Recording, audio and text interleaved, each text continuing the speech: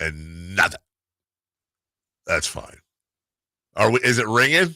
No, we got him. Okay. Here we go. Good morning, Sean. Good morning. Hey. I was saying, you're not the first one that talked about me. Just most of the time it ain't good. No, I'm kidding. Yeah, it's okay. My ears were burning, so I'm good to be on. What's up? In fact, it all started because somebody called in and said, hey, somebody told me that you and Sean Salisbury, you guys seem so friendly and so close. They told me that you and Sean got in this huge fight on the air a few years ago when you were working with Katie, and I found the clip on YouTube. That was me. Was that you? It was us and Katie. Yeah. Oh, you were there when that happened? I asked you guys about it. No, we had a caller call in and ask about it 2 days ago. Oh, really? Yes, and so I actually found the clip online, Sean, and I played about a minute of it, and it reminded me. And your line was the best. Katie said something about how good of an actor you were, and you said, I played a gay man once. I'm a pretty good actor. Hey, you know what? Sometimes you got to, if you can't dazzle them with brilliance, you baffle them with BS. And there we were. And there you go. Sean, we got a lot to talk about, and obviously we're going to get to football. I just have a quick baseball thing for you. You and I both have a great history loving baseball. And I want to be clear. I'm not saying this as a salty Giants fan. I don't have any problems with what the Dodgers did. The Dodgers just work within the rules. You're covering the Astros out there. I'm covering the Giants out here. I just feel like this is just getting a little ridiculous with the haves and the haves not, the A's moving and all that. Am I being oversensitive, or does baseball have issues? No, I know there's issues. You're not oversensitive at all. It's funny. We're talking playoffs, college football playoffs, and on my show and the Texans that in the middle of late December, we're actually talking about them with a playoff chance and the 3 quarterbacks they're going to be playing the next 3 weeks. None of them were starting when the season started, right? So you're like, whoa, what are we doing here? What's going on with football? And yet baseball was still the topic with rule changes, and the Dodgers and Yamamoto came up. And yeah, it's out of hand. And somebody had asked, well, can we put a hard cap on them? Well, the players don't want that. And listen, everybody can pay it if they want to, the billionaire owners. The Dodgers just pay it. And listen, if the Dodgers don't win the World Series this year, there'll be 2 guys or $1 billion. Listen, if you can buy it, go get it. The Rangers spent money, and it worked for them. But the big reason why they won it, they executed right. But having Bruce Bochy in there changed their whole way to go about their business. Now, Dave Roberts is still there, the Dodgers. If they don't win it, it's as epic a failure as we've had in baseball in decades. It really is. I know the Yankees have spent money, but good gracious, it is out of hand. And how you compete with it is if your owner decides, I'm just going to pay for it all this year, but some free agents don't want to go to some market. So I don't know how a hard cap comes in. I don't know how you're going to stop it, but I'll tell you how you stop it. If the Dodgers continue to go and don't win World Series other than in a shortened season, people will say, well, what good does that do? The Angels had Trout and they had Ohtani and still couldn't get to the playoffs. And so can the Dodgers win a World Series? Because anything short of it's an epic failure. But, yeah, I understand your frustration. And I know the Giants have tried to pay big money to Aaron Judge. And I know they were in the Ohtani stuff and couldn't land it. So sometimes people just have a destination in mind, and free agency is out of hand. But I don't begrudge the player for getting what somebody's willing to pay him. Sean Salisbury with us. We will get to, obviously, the big Christmas Day matchup between the Niners and Ravens. But I want to ask you, Miami and Dallas is being a little bit overlooked this weekend. That happens on Sunday, 1:25 p.m. our time, 3:25 your time. Sean, I've called the Cowboys, maybe the most fraudulent team so far this year, but they did get a win over the Eagles. But the Dolphins, in comparison, and I know you play the schedule you play, but Sean, here are their wins. Chargers, Patriots, Broncos, Giants, Panthers, Patriots, Raiders, Jets, Commanders, Jets, with losses to the Eagles, Chiefs, and Titans. Is this the fraud bowl this weekend for somebody to maybe change that narrative and somebody else to keep it? Yeah, and I think what happens is, you talk to both of those cities, they're not going to say anything about who they play because, like you said, they play the schedule. Right. But if we're talking about strength and quality wins, and then getting beat by teams that are better, that are playoff caliber teams, both of these teams qualify for the, is your record, are you as good as your record would tell us when it comes to, or all that finesse stuff that you do? Yeah, I think this is important because one is, I think for the Dolphins, they got to prove to me, I mean, they don't have to prove it to me, but for me to buy in as a Super Bowl team, I know, listen, they will spread you out and throw a slant and hit it for 80 yards. If you limit their big plays, can they grind out a victory? Mostert's a hell of a player, but can they line up and punch you in the mouth in bad, inclement weather against a really good physical team? I think they have to prove that. Now, if the Dallas defense is playing at their best, they can provide that physicality. On the other side, Dallas has to prove that we get to December and January that you are a team that can handle that duress, that your coach can handle it, that your team can handle it, that you can run it like that. For one, Miami's finesse is awesome, but they remind me of a Big 12 team when they're at their best. Or a Pac-12. That makes sense, where it's like we throw it, we hit home runs, but when we got to line up against a team like Utah in the Pac-12 that hits you in the face, can you control that? Now, both of these teams are in the similar situation, NFC, AFC, but it also gets to, what do we trust more late, battle-tested or fresh legs?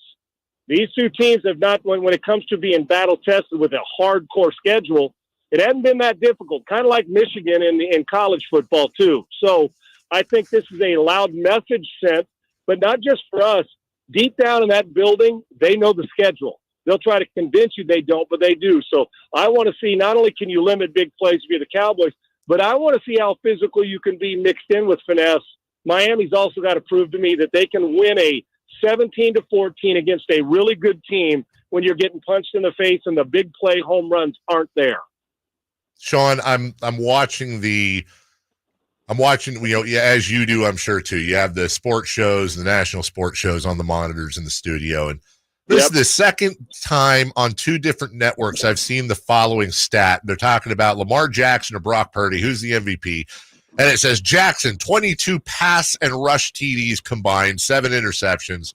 Purdy, 29 pass touchdowns, 7 interceptions. I don't know why it bugs me, but Purdy also has 2 rushing touchdowns. Give him credit for the 31. There's the second time I've seen this. Why does it seem to me, Sean, am I being, whiny Niner fan? Why does it seem that there are a lot of people in the national media that it feels like they're rooting for the narrative of Brock Purdy not being the MVP when this is one of the best stories in sports right now? And oh, by the way, he's done pretty damn good. I every single day of every single week when I'm talking football, one of my top thoughts is why. I know why, because, well, there's got to be something wrong with the last player drafted in the draft. I'm quite frankly tired of it. Makes me, I lose my mind over it. It's like, these guys always have a comment. It's like you don't want to give a guy who's not 6'4", 220, and he may not be the most talented player on his team. He's not. There's a bunch of them. Sure. But he's been the best player. I know McCaffrey's really good, and hell, they got 5 guys on their team that are in the top 2 or 3 players at their position in the league. But it's also who's playing the best. The guy is, he's 32nd in the league in pass attempts. Yep. And he's second, I believe, in yards per game. Correct. And I know that means you got to run after the catch, but you know how you get run after the catch in yak yards? Is by throwing it accurately and on time. I swear to you, I don't get it. If this was Josh Allen in Buffalo, who was in San Francisco doing this, we would, oh my gosh, we've got, stop talking about him. We do it with Lamar. Listen, I know Lamar's done some really good things in Baltimore, but the numbers tell me Brock Purdy on the record, same team, is the MVP. I'm going to say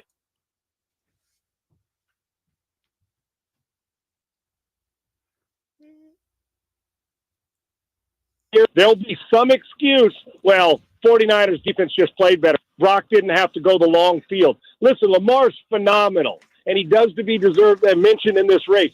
Brock Purdy is the MVP of the league right now. He is the you need to about a league, and we are if Dak had the same numbers, we wouldn't be able to stop talking about it. If Josh Allen, Mahomes, I mean, you go down the list, we just don't want to give guys, and look at even Tua. Guys refuse to give him credit.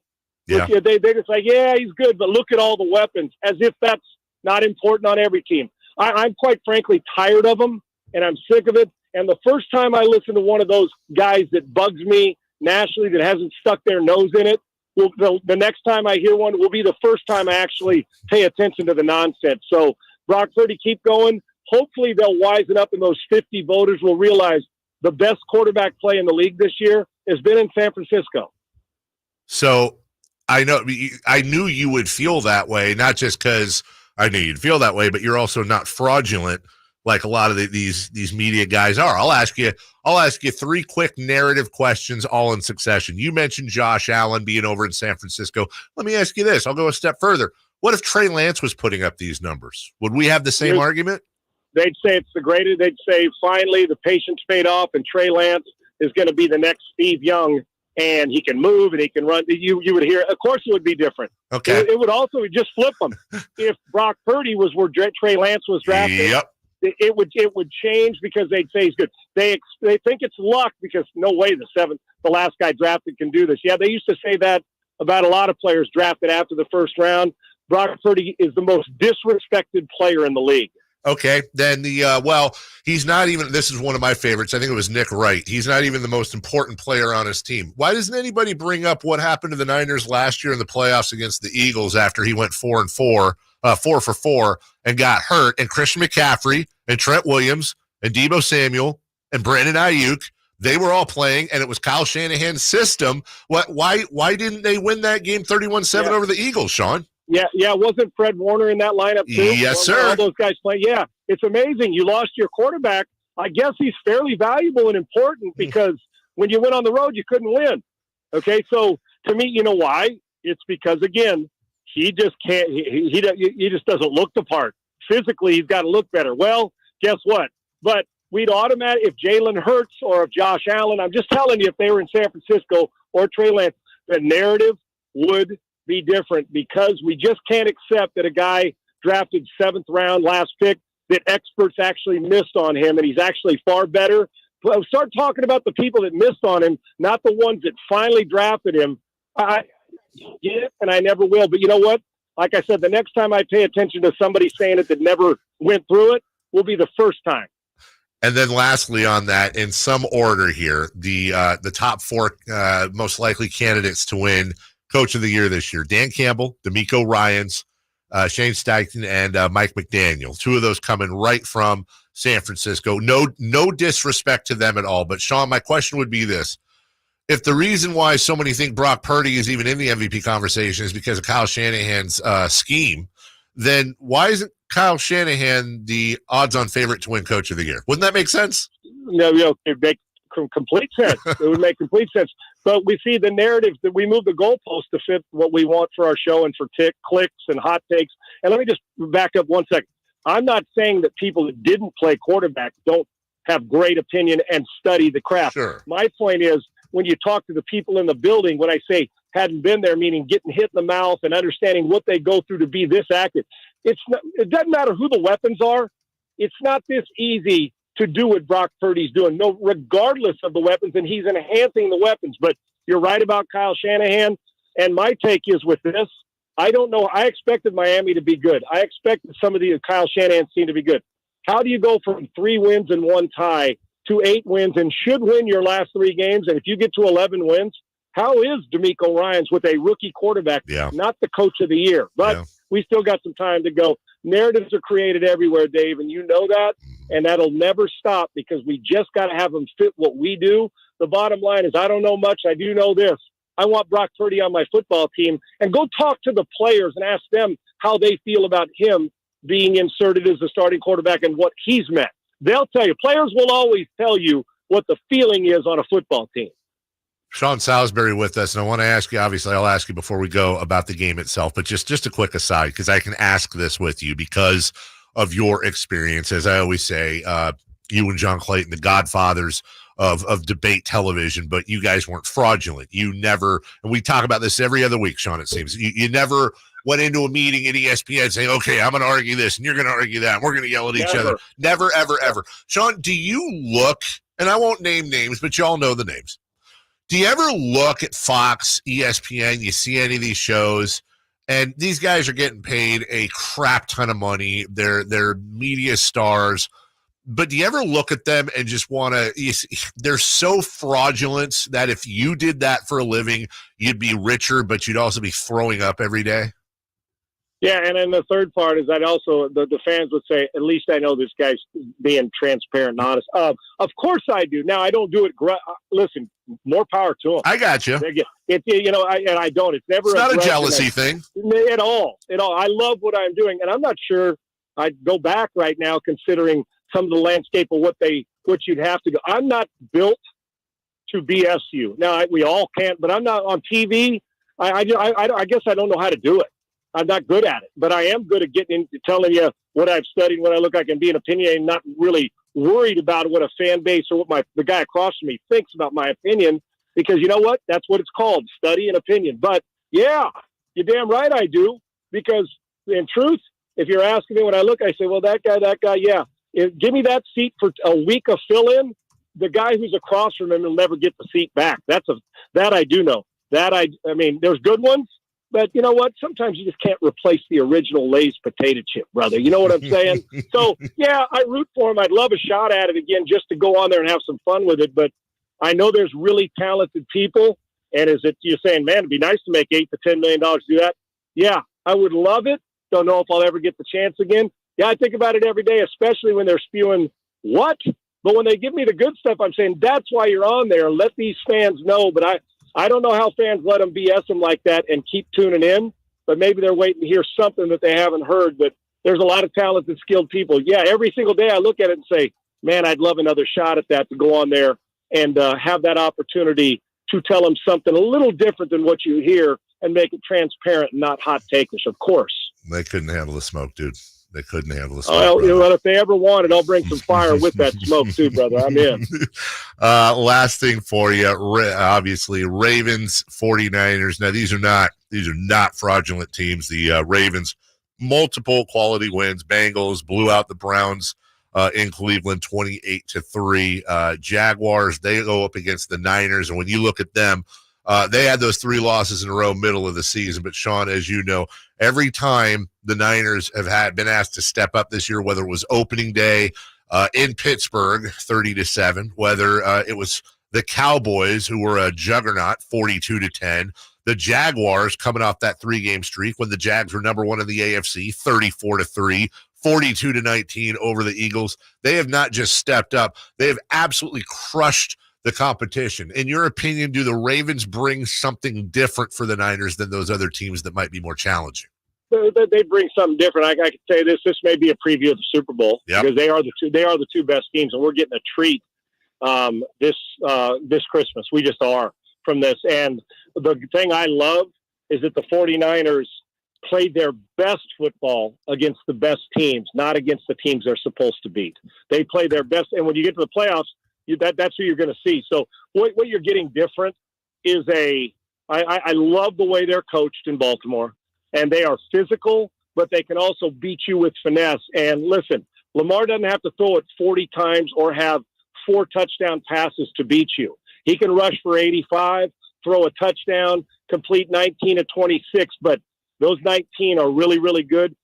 Containing him is going to be the key. I think the whole key is don't turn it over, give him the short field. You absolutely must make him one-dimensional. I know it's easier said than done. That's why they're really good. He's having an MVP-type season. The problem is he's playing against the guy who should be the MVP right now. I like the 49ers in the football game, but it is going to be a slugfest, and it really does come down to this game. It's going to be a couple, not one, but 4 or 5 plays where did you give a team the short field, a kick off the upright, an extra point miss, because both of them are not only capable, both of them do everything well. Both of them have quarterbacks. You got to keep Brock Purdy in rhythm, and you cannot let Lamar Jackson do both. Limit him to one-dimensional. 49ers win in a great game, like 27-23 type game, in my opinion. Do you remember, as we wrap up here, man, do you remember a time where you had third to last game of the year, the number 1 team in the NFC and AFC, the 2 teams most likely odds-wise to get to the Super Bowl, arguably the top 3, if not 3 of the top 5 MVP candidates, Christmas Day evening. Like, the schedule gods came through this year, brother.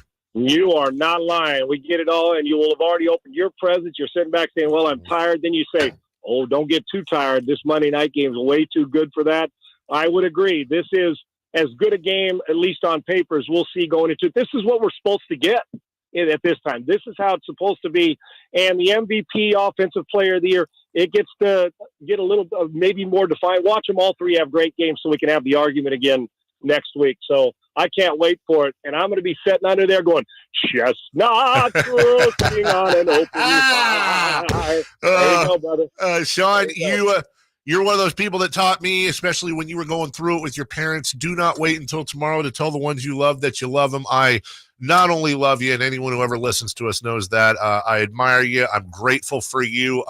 You are my brother, and with Christmas coming up and New Year, we'll be working next week, but we're off Monday, Tuesday. We're off the following Monday.